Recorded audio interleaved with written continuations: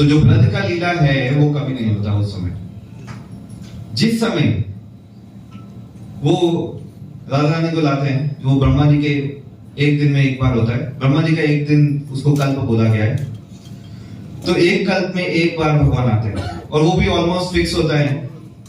जैसे अगर आप देखेंगे तो ब्रह्मा जी के एक दिन में 14 मनु होते हैं, तो 7वें मनु के 28वें चतुर्युग में, द्वापर में भगवान लेके आएंगे। जब भगवान राधा कृष्ण की सेवा में हम लगेंगे तभी हम लोग हमारा जन्म मृत्यु के चक्कर से हम बाहर निकल पाएंगे। और क्या क्या कार्यक्रम है, तो भगवान की कथा हो चुकी है, कथा के बाद अभी अभिषेक चल रहा है, अभिषेक के बाद भगवान को 56 भोग लगेगा, उसके बाद उनकी आरती महाआरती होगी और फाइनली भी सब लोगों के लिए भंडारा है। तो ये जो प्रोग्राम है ये श्री राधा कुंज बिहारी वेलफेयर फाउंडेशन की तरफ से, इनकी तरफ से है। इन्होंने हम लोगों को इन्वाइट किया ताकि हम इस प्रोग्राम में आके कथा और कीर्तन कर सके। तो ये पूरा प्रोग्राम था, राधा रानी का आने का उद्देश्य धरती पे कि भगवान कृष्ण की भक्ति सबको दी जा सके, क्योंकि राधा रानी जो है वो भगवान की सबसे उत्तम भक्त है, और अगर हम उनके थ्रू भगवान को अप्रोच करेंगे तो भगवान डेफिनेटली हमें एक्सेप्ट करेंगे। तो ये बहुत इंपॉर्टेंट है कि हम किस तरीके से अपने आप को भगवान की सेवा में लगाते हैं, और वो आज की कथा के माध्यम से हमने बताया भी है। भगवान की सेवा का भगवान की सेवा का टिप, सबसे पहले तो सबसे प्यारा और सबसे सरल उपाय जो कलयुग में है, भगवान के नाम का उच्चारण। अगर हम बड़े प्यार से भगवान के नाम का कीर्तन करते हैं, हरे कृष्णा कृष्णा कृष्णा हरे हरे, हरे राम राम राम हरे, ये कीर्तन करने मात्र से श्रीमती राधा रानी भी प्रसन्न होती है, भगवान कृष्ण भी प्रसन्न होते हैं। और जैसे अभी यहाँ पे सेवा चल रही है, तो कुछ वक्त तन से, कुछ मन से, कुछ धन से, सबने हर प्रकार से अपने आप को लगाया है ताकि हम अच्छे से भगवान का ये फेस्टिवल बना सके।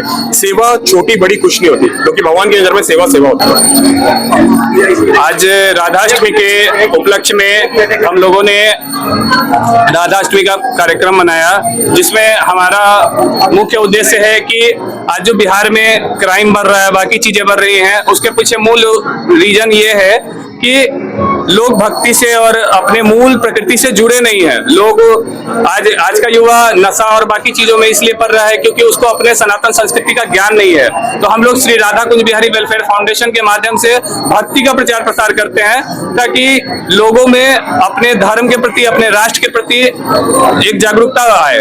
और भक्ति में किस तरह से युवा को सुधारने की आप प्रयास करेंगे? भक्ति में युवाओं को जब भगवत गीता का ज्ञान मिलता है, तो भगवत गीता का ज्ञान हार्वर्ड और बड़े बड़े यूनिवर्सिटी जो दे रही है, हमारे देश की सरकारें अभी नहीं कर पाई हैं, लेकिन हम लोग अप्रोच कर रहे हैं सरकारों को भी कि वो सिलेबस में लाया जाए, ताकि हम लोगों का जो युवा आज नशा और बाकी व्यभिचार में फंस के अपना जीवन बर्बाद कर रहा है, देश के भविष्य को बर्बाद कर रहा है, इसको उज्जवल करने के लिए हम लोग भक्ति का प्रचार कर रहे हैं। ताकि जैसे भक्ति के प्रचार से पूरी दुनिया आज हरे कृष्णा कर रही है, तो हम लोग भी चाह रहे हैं कि हमारे बिहार का युवा भी हरे कृष्ण महामंत्र के प्रपोज किस तरह से करेंगे सर?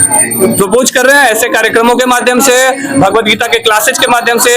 अभी पटना में 5 से 6 जगह हमारे भगवत गीता के फ्री क्लासेज चलते हैं श्री राधा कुंज बिहारी वेलफेयर फाउंडेशन के आयोजन से।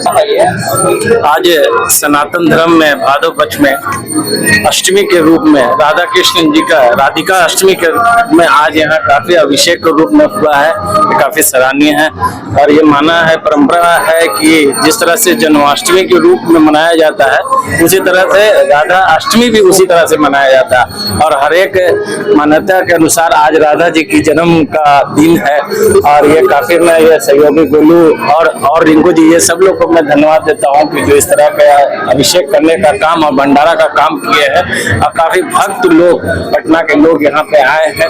मैं आशा करता हूँ बिहार से सब देशवासियों को अच्छे से सुख और शांति सभी। अजय गुप्ता।